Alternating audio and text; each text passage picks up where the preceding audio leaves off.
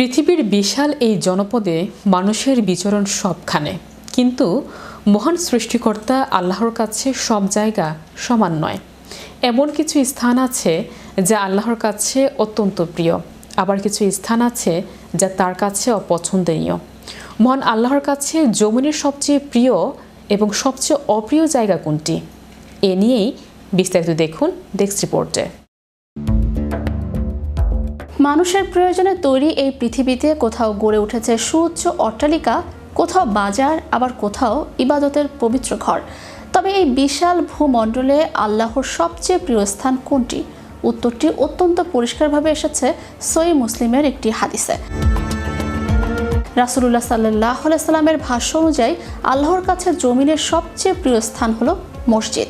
মসজিদ কেবল ইটের তৈরি দালান নয়, বরং এটি হলো সরাসরি আল্লাহর ঘর, যেখানে দিন রাত 5 বার মুমিনরা একত্রিত হন কেবল তারই সেজদায় লুটিয়ে পড়তে। জিকির, তাসবিহ আর আধ্যাত্মিক প্রশান্তির কেন্দ্র হওয়ার কারণেই এই স্থান মহান রবের কাছে এত মহিমান্বিত। রাসূল সাল্লাল্লাহু আলাইহি সাল্লাম বলেছেন, আমাকে এমন 5টি জিনিস দেয়া হয়েছে যা আমার পূর্ববর্তী কোনো নবীকে দেয়া হয়নি। আমার জন্য সমগ্র ভূপৃষ্ঠ পবিত্র ও মসজিদ বানিয়ে দেয়া হয়েছে। সুতরাং আমার উম্মতের যেখানে যার নামাজের ওয়াক্ত হবে সেখানে সে নামাজ আদায় করে নেবে। মসজিদকে আল্লাহর ঘর বলার অর্থ হলো এটি দুনিয়ার বুকে সর্বাধিক পবিত্র ও বরকতময় স্থান।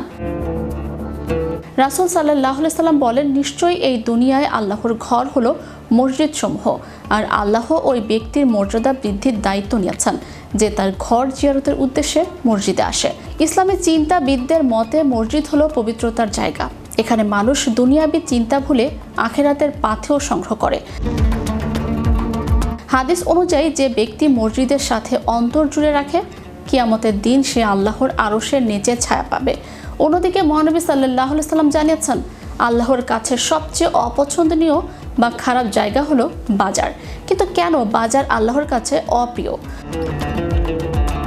মুফাসসিরগণ বলেন, বাজার হলো এমন এক জায়গা যেখানে মানুষের মধ্যে লোভ, মিথ্যা শপথ, ওজনে কম দেয়া এবং ধোঁকাবাজির প্রবণতা বেশি থাকে। আল্লাহর জিকির থেকে মানুষকে দূরে সরিয়ে রাখার মোক্ষম পরিবেশ তৈরি হয় এই কোলাহলের মধ্যেই। তবে এর অর্থ এই নয় যে বাজারে যাওয়া যাবে না, বরং সেখানে গিয়ে যেন মানুষ আল্লাহর ভয় ভুলে না যায়, সেই শিক্ষাই এখানে দেয়া হয়েছে। সুতরাং মসজিদ ও বাজারের এই পার্থক্য আমাদের স্মরণ করিয়ে দেয় জীবনের অগ্রাধিকার সম্পর্কে। প্রিয় স্থানের সময় বাড়ানো আর অপ্রিয় স্থানে সতর্ক থাকা, এইটুকুই হতে পারে একজন মুমিনের সফলতার পথ। Channel Europe news desk.